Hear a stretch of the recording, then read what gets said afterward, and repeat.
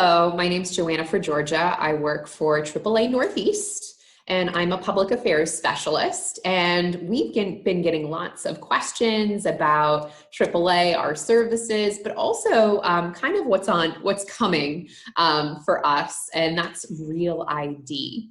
So Real ID is a kind of new form of licensing, and basically there are just more steps that have to be gone through to get that Real ID license. And so I'm going to be sharing a presentation with you, and feel free if anybody has any questions, feel free at any time. You can jump in and ask away. So when we're thinking about Real ID, what is it? So basically in 2005, the United States passed the Real ID Act, which basically, it has security standards for the documentation that needs to be provided when a person gets that special ID. And basically this means that you will have a federal identification. So your license is not just for state, it's also a proof of identity federally if you get that Real ID. And this was established after 9/11, where we definitely looked at those things and, wanted to kind of update the requirements for those security standards. So it kind of makes sense and, something that we all will have to adjust to at a certain point. Now, basically what that includes is it looks pretty much like a regular license, but the big deal is it has that star in the corner. And really what that means is it prohibits certain federal agencies from accepting non-Real ID licenses. Okay, so like a typical just a state ID is not going to be able to do what a Real ID can. So with that, to board federally regulated commercial aircrafts or like domestic flights. So basically if you want to travel in the country, so if I'm traveling from Boston to Chicago for some reason, I would need to show a federal ID. So that could either be my passport or my Real ID. Okay, so just that traditional license wouldn't be enough to prove I am who I say I am. Now, this also goes for certain federal facilities, so think state houses or maybe federal courthouses as well. And then also if you happen to have to access a nuclear power plant, you would also need a federal form of identification. And you just know, check the star if you're not sure which kind of license you've been issued. Now, this is the main difference that you'll start seeing as people either transition to a Real ID or keep a standard license. So obviously that star in the corner, we talked about that, but then also they're adding a line for a standard Massachusetts driver's license. It just says not for federal ID, because again, it's not, it doesn't have that requirements that the Real ID needs to be one. So do you have to get one? No. No, Real ID is not a requirement, and they have actually pushed the deadline for Real ID. That's October 1st, 2021, and that's due to COVID-19. So that's something that a few states have been pushing that off. And really, I think the consideration to say, if you don't fly domestically, which not many of us are doing right now anyway, and you have no plans to enter a federal building, and if you don't work at a nuclear power plant, you really might not need one. Okay, but the Real ID has kind of different features that allow you to, use it if you fly pretty frequently.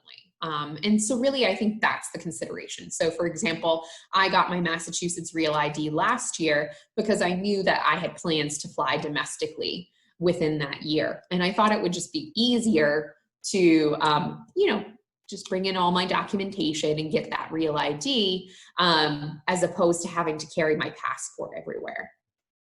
So what else can you use? I know I already mentioned the passport, so we all understand that one. But you really have to make sure that it's not expired. That's really important. And even with a passport, it's always good to make sure that it's current and it's not, you know, coming up to that expiration date. But you could also use a DHS trusted traveler card, a US Department of Defense ID, permanent resident card, border crossing card. So the enhanced driver's license, not all states have that. I'm not sure if Massachusetts does. But if you happen to have that, then that works. You know, foreign government issued passports works as well. And then there are a few other things as well. So US Citizenship and Immigration Services Employment Authorization Card, that works. So there are a few other options if you don't get that real ID. You can carry any one of those federally recognized documents to, you know, to be able to fly or to get into a federal building or, you know, to get into that power plant. So here's kind of the main website. I would definitely, if you have any questions about what documents to bring, I would go to mass.gov and they have all that real ID information that you'll need. So basically what you're going to need to bring with you is bring documents, and these must be original documents. Photocopies are not accepted. You have to have one proof of lawful presence, and you have to have one proof of Social Security, and then one proof, or actually two proofs of Massachusetts residency. All right, so all of this is kind of proving you are who you say you are. So that's really important. Now, also, we want to have that common proof of identity. So these types of things, they have to have your legal name and date of birth. No alterations or laminated documents. You know, you really don't want laminated for these types of things. So your passport works. I know, again, we've talked about the passport, but it works really well. And then, or you can have your original birth certificate. That, again, works great. You can have a certified copy of that birth certificate or a consular report of birth abroad. Okay, so if you happen to have been born in a foreign country, you would want to have that identification on you. Now, here's the thing. So there were kind of these generic, kind of what we call the Gerber baby birth certificates that were created by the hospital. So it's kind of like a nice little thing that the hospitals gave out. That's technically not a, you know, a valid birth certificate when we're talking about this. It has to be issued by the town or the municipality. That's really important. So, you know, you have to think about where it comes from. Is it coming from the state? Or is it coming from, you know, just that hospital? That hospital wouldn't qualify. So then again, we also, the names must match. That's really important. If the names on the license do not match the proof of identity, then you kind of have to prove where that name change happened. Okay, so for example, this is really effective. This affects some of us ladies who might be married and chose to change the name. So if that happened, you need to kind of have a copy of that marriage certificate. And it really can't be the one, you know, that say you got married in a church. It can't be one from the church, or it has to be the one from the city or town. So this was something, my mom, she recently got her real ID, and she had to go through that process of, you know, getting that document for her name change.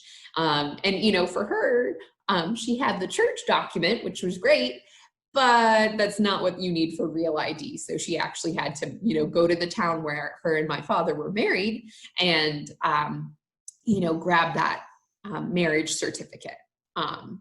So that was kind of important. And then also, so birth certificates with that, again, you want to think of like, where were you born? And you can always kind of look it up in two different places. So the Massachusetts Registry of Vital Records, I will say the email is there, but it's a little slow. So if you, obviously, because it's a state agency and a lot of state agencies, they're working, you know, some people are working from home, or there's just kind of a greater workload. I just wouldn't expect to get that request back super soon. So if you need to get that birth certificate reissued, or to have a certified copy, it just will take maybe a little bit longer. So if you need that birth certificate quickly, I would maybe go with this other route, which is www.vitalcheck.com.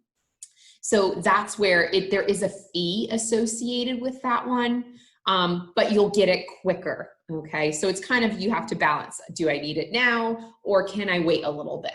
So that's just really important as well, to make sure that the names match on those proof of identity, or that you're kind of proving where that name change occurred. So even, if you've gone through a divorce, you'd want to have that paperwork as well. So name changes can be kind of complicated, but just make sure that you kind of have proof of where that name change happened. So then we're talking about proof of Social Security, and the full name has to be matching. So the Social Security card, that's great. And it should be non-laminated. So I know for a while, I forget, it was definitely a couple decades ago, they were advocating that you should laminate your Social Security card. Well, Massachusetts unfortunately won't take that if it is laminated. But you can also use a 1099 issued within the last 5 years. So that's another document that would work quite well.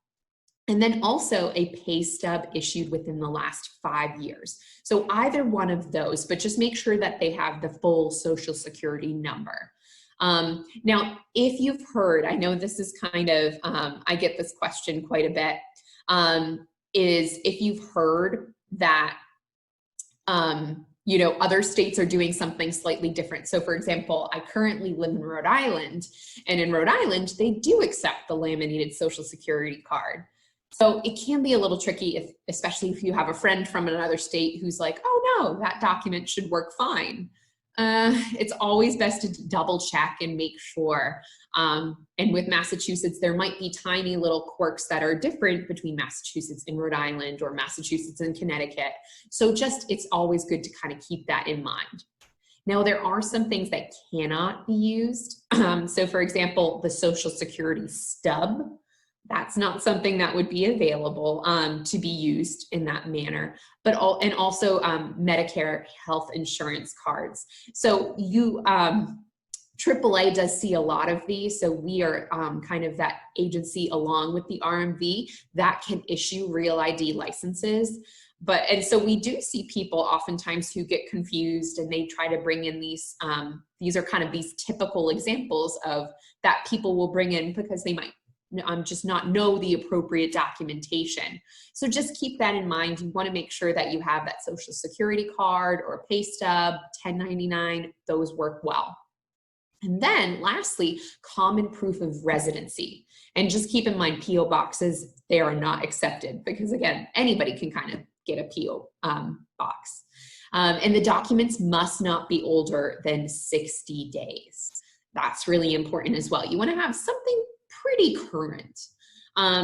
So for example, a utility bill, that works well. There's an example here of National Grid that, so any utility bill that has the appropriate address on it, a bank statement.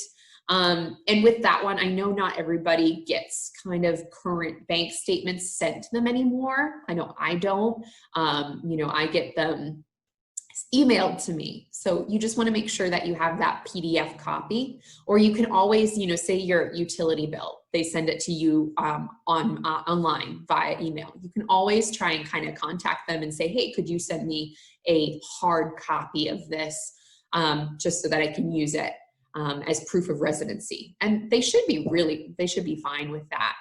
So there are ways of kind of making sure that you get those documents. And then the homeowners or renters insurance policy, that obviously works well to prove that you're a resident of that home or that abode. And then lastly, a lease agreement. That also works well. Now, things that don't, so for example, a car insurance card or, identification, that doesn't work because again, there can be, we can't use it as a proof of residency. Now with this, the why, when we're thinking about this, you need to make sure that you're, give it some time. You'll have to be patient. Everybody's sort of getting used to it right now. So it's kind of nice in Massachusetts, we're all sort of getting used to making sure that we have those documents. And my biggest tip for you would be do not deviate from the checklist. So kind of those document options that I just read off, really stick with one or two of those. And I would also suggest bring a backup. For me, when I had to go get my real ID, I had a couple, extra bills just to make sure that I would be able to, have something just in case one didn't work. And that actually happened. One of my bills was, I think, past 60 days. So they used the more recent one. So it worked. But yeah, just make sure I would bring one or two extra just in case something doesn't check out. Now, again, I know I mentioned this before. I think the timing of this is kind of tricky. So that's what a lot of us are weighing. So maybe check the expiration date on your license or your state ID. And if it expires before October 2021, maybe you should consider converting to Real ID upon renewal. But it just depends how close it is. If it expires after 2021 and you don't have a valid US passport, I would definitely consider converting.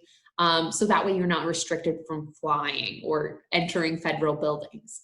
Now, again, I know not a lot of us are flying, but it's just something to consider. Like if you have a trip planned in 2021, kind of later in the year, then you might want to consider and say, okay, do I want to carry my passport with me? Or do I want to get a Real ID so it's just more convenient? It's not so, doesn't take up so much space and isn't like the most important thing. If you have a valid US passport, you can wait. Okay, that's just something to consider. You can definitely wait until your license renewal date to obtain that Real ID. But just make sure that if you are flying, you'll want to bring that passport along. Now, there are some fees associated with this. So in Massachusetts, the RMV and also the AAA will use the same pay scale.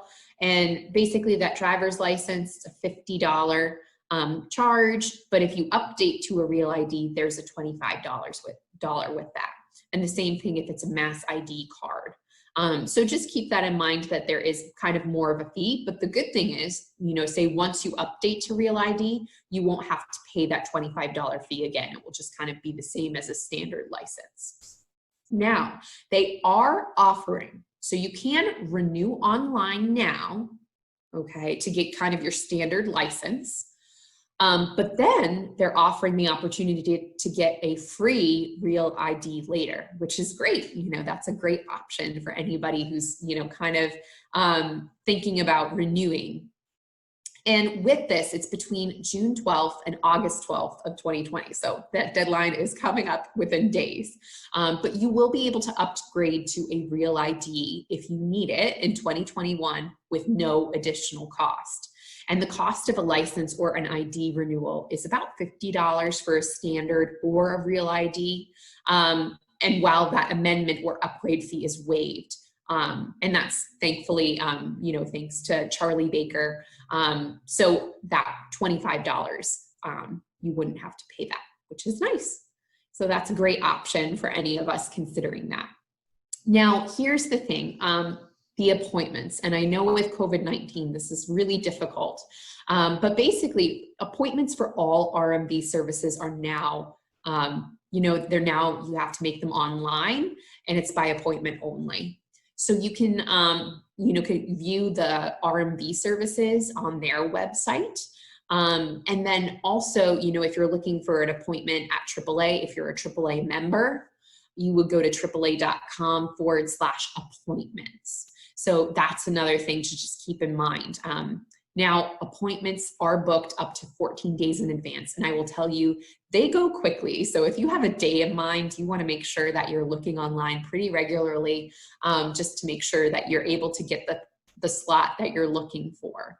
Now, it is one appointment slot per person. So say you're going with a spouse, you'd probably want to book 2 slots, 1 for each of you, just in case. And then you must be a AAA member with a membership card in your name for an RMV transaction at AAA, okay? Because it is kind of, it's a service that we offer to our members. So just keep that in mind. And if you don't have a AAA membership, that's fine. It's a similar process with the RMV.